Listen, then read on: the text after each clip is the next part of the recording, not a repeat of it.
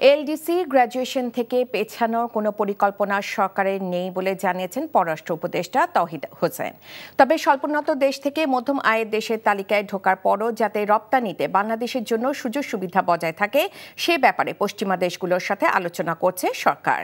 রাজধানী foreign service একাডেমিতে ৮০তম জাতিসংঘ সাধারণ অধিবেশনে প্রধান উপদেষ্টা ড মোহাম্মদ ইউনূসের অংশগ্রহণ উপলক্ষে ব্রিফিংয়ে একথা জানান পররাষ্ট্র উপদেষ্টা।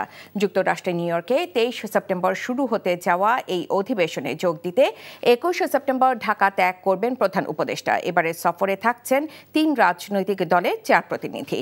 তারা হলেন বিএনপি মহাসচিব মির্জা ফখরুল ইসলাম আলমগীর, বিএনপির ভারপ্রাপ্ত চেয়ারম্যান তারেক রহমানের পররাষ্ট্র বিষয়ক উপদেষ্টা হুমায়ুন কবির, জামায়াতে ইসলামী নায়েবে আমির সৈয়দ আবদুল্লাহ মোহাম্মদ তাহের এবং এনসিপি সদস্য সচিব আক্তার হোসেন। ২৬ সেপ্টেম্বর জাতিসংঘের সাধারণ অধিবেশনে বক্তব্য রাখবেন প্রধান উপদেষ্টা।